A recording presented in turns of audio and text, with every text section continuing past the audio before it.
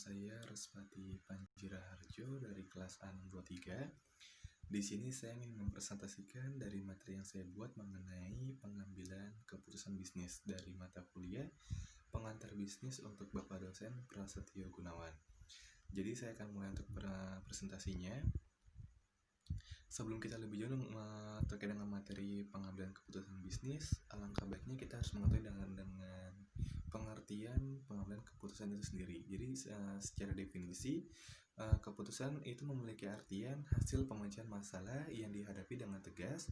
Hal itu berkaitan dengan jawaban atas pertanyaan-pertanyaan mengenai apa yang harus dilakukan, dan seterusnya mengenai unsur perencanaan. Dapat juga dikatakan bahwa keputusan itu sesungguhnya merupakan hasil proses pemikiran yang berupa pemilihan satu antara beberapa alternatif yang dapat digunakan untuk memecahkan masalah yang dihadapinya. Keputusan yang tepat adalah keputusan yang berbobot dan dapat diterima oleh setiap bawahannya. Ini biasanya merupakan keseimbangan antara disiplin yang harus ditegakkan dan sikap manusiawi terhadap bawahan. Keputusan yang demikian ini juga dinamakan keputusan yang mendasarkan diri pada human relation. Pengambilan keputusan ataupun decision making itu adalah melakukan penilaian dan menjatuhkan pilihan. Keputusan ini diambil setelah melalui beberapa perhitungan dan pertimbangan alternatif. Sebelum pilihan dijatuhkan, ada beberapa tahap yang mungkin akan dilalui oleh pembuat keputusan. Tahapan tersebut bisa saja meliputi identifikasi masalah utama, menyusun alternatif yang akan dipilih, dan sampai pada pengambilan keputusan yang terbaik. Secara umum terdapat beberapa pengertian keputusan yang telah disampaikan oleh para ahli, itu diantaranya pertama menurut Ralph C. Davis, keputusan adalah hasil pemecahan masalah yang dihadapi dengan tegas. Suatu keputusan merupakan jawaban yang pasti terhadap suatu pertanyaan. Keputusan harus menjawab pertanyaan tentang apa yang dibicarakan dalam hubungannya dengan perencanaan. Keputusan dapat pula berupa tindakan terhadap pelaksanaan yang sangat menyimpang dari rencana semula. Namun ada juga dari ahli menurut Mary Follett, yaitu keputusan adalah suatu hukum atau sebagai hukum situasi apabila semua fakta dari situasi itu dapat diperolehnya dan semua yang terlibat, baik pengawas maupun pelaksana, mau mentaati hukumannya dan ataupun ketentuannya. Maka tidak sama dengan mentaati pemerintah, wewenang tinggal dijalankan, tetapi itu merupakan wewenang dari hukum situasi. Yang selanjutnya itu menurut G.R. Terry, di mana dia mengemukakan bahwa pengambilan keputusan adalah sebagai pemilihan yang didasarkan kriteria tertentu atas dua atau lebih alternatif yang mungkin. Dan yang terakhir itu menurut Harold dan Cyril O'Donnell. Mereka mengatakan bahwa pengambilan keputusan adalah pemilihan di antara alternatif mengenai suatu cara bertindak, yaitu inti dari perencanaan. Suatu rencana tidak dapat dikatakan tidak ada jika tidak ada keputusan, atau suatu sumber yang dapat dipercaya, petunjuk atau reputasi yang telah dibuat. Nah, tujuan untuk pengambilan keputusan itu sendiri yaitu kegiatan yang dilakukan dalam organisasi itu dimaksudkan untuk mencapai tujuan organisasinya ataupun perusahaan, yang dimana diinginkan semua kegiatan itu dapat berjalan lancar dan tujuannya dapat dicapai dengan mudah dan efisien. Adapun beberapa tujuan tersebut diantaranya yang pertama tujuan yang bersifat tunggal. Jadi tujuan itu pengambilan keputusan yang bersifat tunggal ini terjadi apabila keputusan yang dihasilkan hanya menyangkut satu masalah saja, artinya bahwa sekali diputuskan tidak ada kaitannya dengan masalah yang lain. Dan yang kedua itu tujuan yang bersifat ganda, di mana pengambilan tersebut bertujuan untuk bersifat ganda. Ini terjadi apabila keputusan yang dihasilkan menyangkut lebih dari satu masalah, artinya keputusan yang diambil itu sekaligus memecahkan dua atau lebih masalah yang bersifat kontradiktif atau yang bersifat tidak kontradiktif. Unsur-unsur pengambilan keputusan itu agar pengambilan keputusan dapat lebih terarah, maka perlu diketahui unsur atau komponen pengambilan keputusan tersebut, yang dimana itu yang pertama tujuan dari pengambilan keputusan itu sendiri, yang kedua identifikasi alternatif keputusan yang memecahkan masalah, ketiga perhitungan tentang faktor-faktor yang tidak dapat diketahui sebelumnya di luar jangkauan manusia, dan yang terakhir itu sarana dan perlengkapan untuk mengevaluasi atau mengukur hasil dari suatu keputusan. Dan macam-macam keputusan manajerial. Dalam pembuatan sebuah keputusan, manajer akan memilih berbagai macam cara dalam penyelesaiannya. penyelesaiannya, yang mana akan membuat keputusan tersebut sesuai dengan kondisi dan situasi yang sudah ada. Salah satu metode yang dipergunakan ialah dengan mengklasifikasikan keputusan. Yang banyak digunakan adalah dengan menentukan apakah keputusan tersebut terprogram maupun tidak. Keputusan-keputusan juga dapat dibedakan menjadi keputusan yang dibuat di bawah kondisi kepastian, resiko, ataupun ketidakpastian. Keputusan terprogram atau program decision, di mana ini merupakan keputusan yang dibuat menurut kebiasaan, aturan, atau prosedur serta memiliki pemecahan keputusan berulang-ulang dan secara rutin. Manajer pada sebagian besar organisasi perusahaan menghadapi sejumlah besar keputusan terprogram dalam operasi sehari-hari. Keputusan-keputusan tersebut dibuat tanpa membuang waktu dan usaha yang tidak perlu, karena keputusan tersebut dibuat dalam rangka pemecahan masalah yang terstruktur dengan membatasi dan menghilangkan alternatifnya.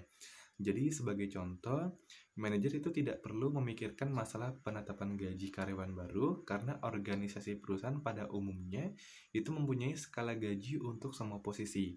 Manajer juga tidak perlu memikirkan masalah-masalah harian yang akan dihadapi karena prosedur-prosedur untuk menangani masalah rutin tersebut itu telah tersedia.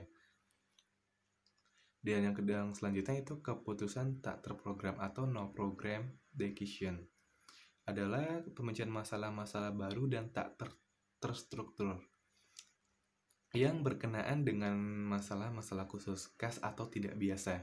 Pengambilan keputusan ini memerlukan kreativitas dalam pemecahan masalahnya, di mana keputusan yang diambil merupakan hasil pemikiran yang keluar dari seorang pihak manajerial untuk menentukan kebijakan dalam menjalankan organisasi atau perusahaan tersebut. Bila suatu masalah yang timbul tidak cukup diliputi oleh kebijaksanaan atau sangat penting sehingga tidak perlu penanganan yang khusus, harus diselesaikan dengan suatu keputusan yang tidak terprogram. Beberapa contoh misalnya masalah cara pengalokasian sumber daya organisasi atau cara penanganan lini produk yang jatuh di pasaran maupun cara perbaikan hubungan masyarakat. Jadi semakin tinggi kedudukan dalam hierarki organisasi, dibutuhkan kemampuan untuk membuat keputusan yang tidak terprogram lebih tinggi. Atas dasar alasan inilah, berbagai program-program latihan manajemen mencoba membuat dan mengembangkan kemampuan manajemen dalam membuat keputusan yang tidak diprogram. Dalam kondisi kepastian atau certainty, para manajer mengetahui apa yang akan terjadi di waktu yang akan datang karena terjadi informasi yang akurat, terpercaya, dan dapat diukur sebagai dasar keputusan. Dalam kasus ini, situasi di waktu yang akan datang adalah dapat diperkirakan dengan pasti. Dalam kondisi risiko atau risk, manajer mengetahui besarnya probabilitas setiap kemungkinan hasil, tetapi informasi lengkap tidak tersedia. Sedangkan dalam kondisi ketidakpastian, manajer tidak mengetahui probabilitas, bahkan mungkin tidak mengetahui kemungkinan hasil-hasil.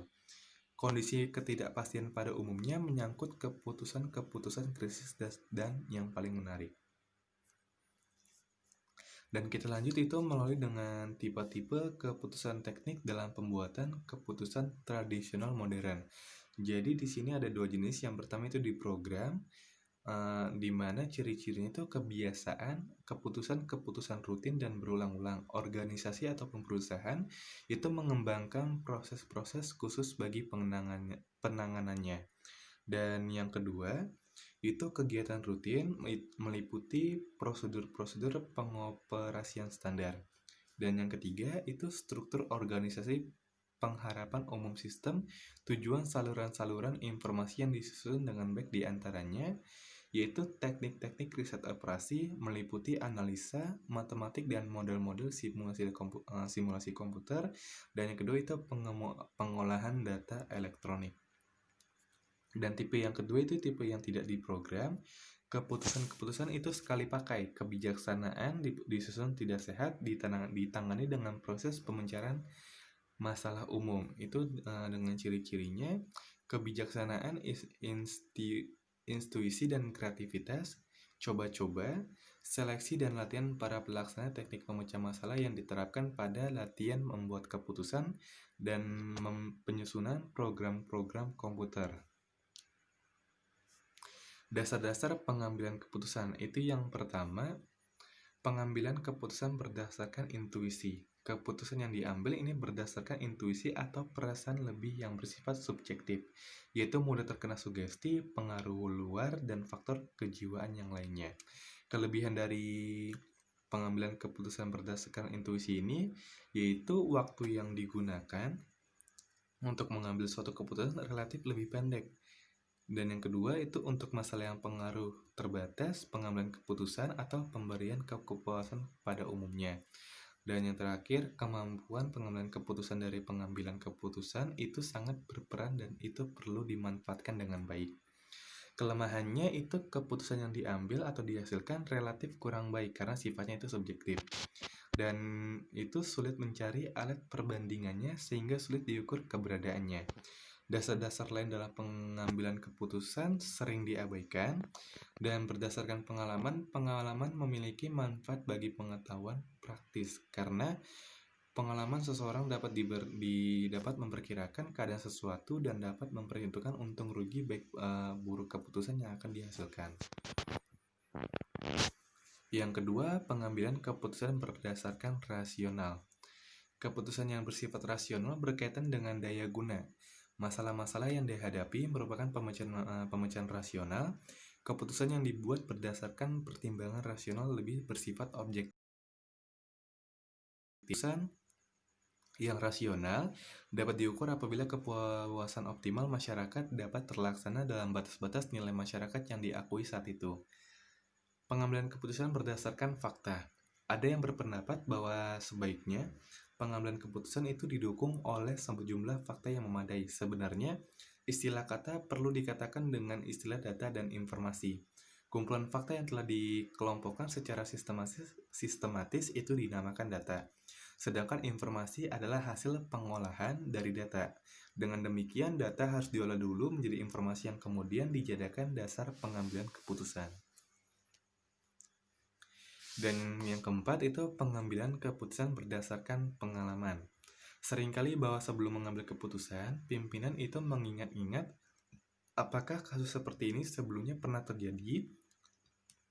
Pengingatan semacam itu biasanya ditelusuri melalui arsip-arsip pengambilan keputusan yang berupa dokumentasi pengalaman-pengalaman masa lampau.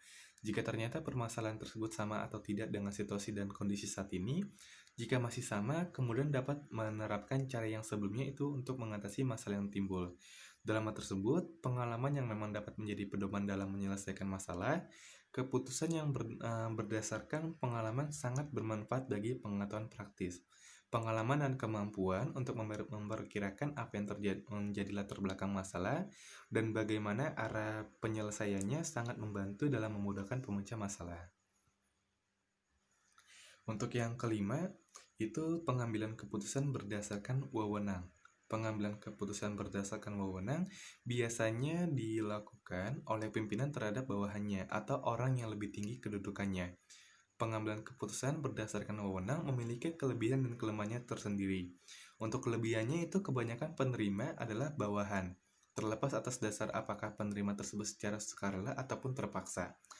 Yang selanjutnya, keputusannya dapat bertahan dalam waktu yang cukup lama, memiliki otentisitas atau otentik, dan untuk kelemahannya sendiri itu dapat menimbulkan sifat rutinitas. Yang selanjutnya mengasosiasikan dengan praktek diktatorial, sering melewati masalah yang seharusnya dapat dibicarakan sehingga dapat menimbulkan kekaburan.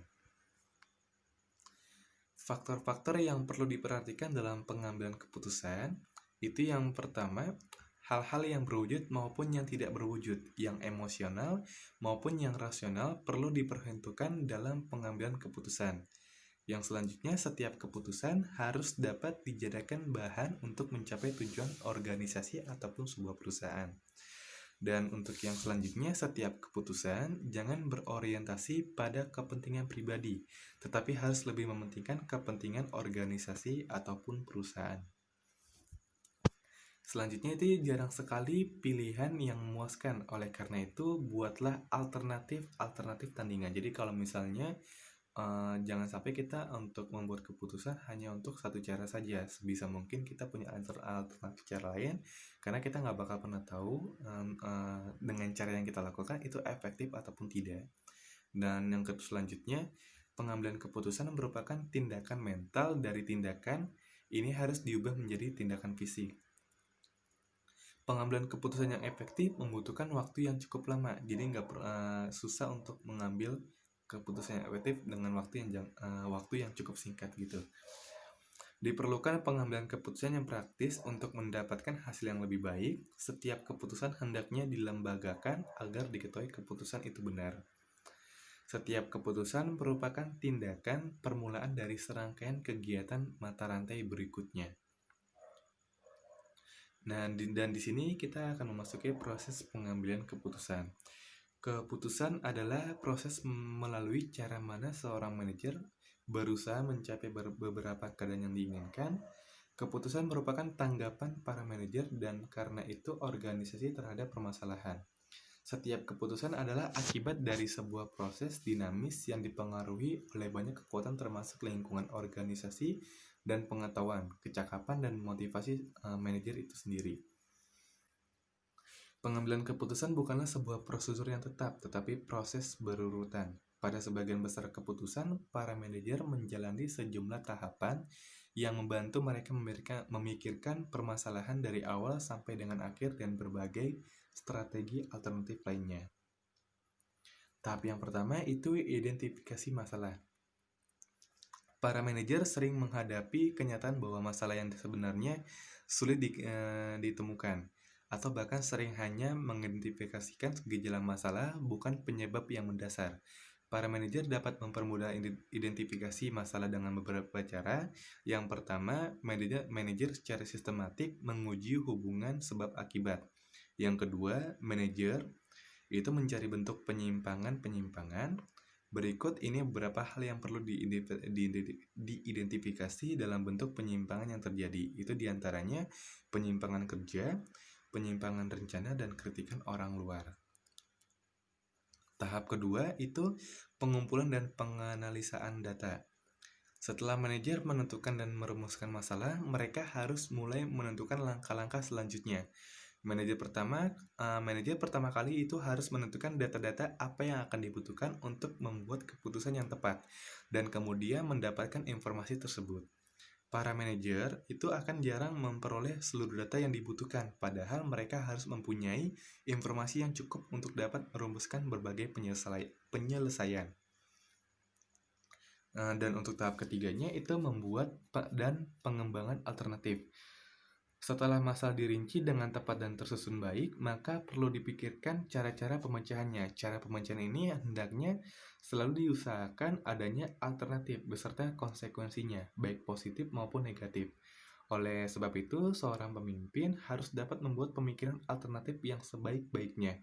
Untuk mengadakan pemikiran, itu dibutuhkan sebuah informasi yang secukupnya dan metode perkiraan yang baik. Perkiraan itu terdiri dari yang pertama, perkiraan dalam arti proyeksi. Perkiraan mengarah pada kecenderungan dari data yang telah terkumpul dan tersusun secara kronologis. Perkiraan dalam arti prediksi itu perkiraan yang dilakukan dengan menggunakan analisa sebab dan akibat. Perkiraan dalam arti konjeksi itu perkiraan yang didasarkan pada kekuatan, intuisi ataupun perasaan yang bersifat subjektif, artinya yang tergantung dari kemampuan seorang untuk mengelola perasaannya itu sendiri. Tahap keempat itu evaluasi alternatif-alternatif. Setelah manajer mengembangkan sekumpulan alternatif, mereka harus mengevaluasinya untuk menilai efektivitas setiap alternatifnya. Efektivitas itu dapat diukur dengan dua kriteria: alternatif realistik bila dihubungkan dengan tujuan dan sumber daya organisasi, dan seberapa baik alternatif tersebut akan membantu pemecahan masalah. Tahap kelima itu pemilihan salah satu alternatif terbaik. Pemilihan salah satu alternatif yang dianggap paling cepat atau terbaik untuk mencegah masalah tentu dilakukan atas dasar pertimbangan yang matang atau rekomendasi dari berbagai alternatif yang sudah dibuat sebelumnya. Dalam pemilihan satu alternatif, itu dibutuhkan waktu yang lama karena perlu adanya kompromi di antara berbagai faktor yang telah dipertimbangkan untuk menjadi pilihan terbaik untuk kedepannya. Untuk tahap keenam itu implementasi keputusan.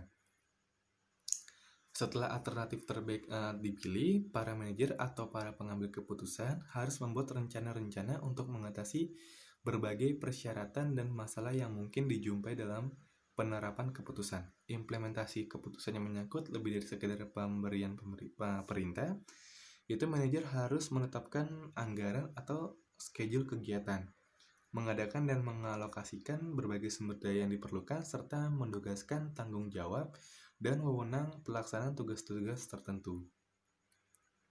Dan yang terakhir, tahap ketujuh, itu evaluasi hasil-hasil keputusan. Implementasi keputusan implementasi keputusan itu harus dimonitori secara terus-menerus. Manajer harus mengevaluasi apakah implementasi dilakukan dengan lancar dan keputusan memberikan hasil-hasil yang selalu diinginkan. Pembuatan keputusan adalah suatu proses yang bersifat kontinuitas bagi manajer dan merupakan tantangan yang harus selalu dihadapinya.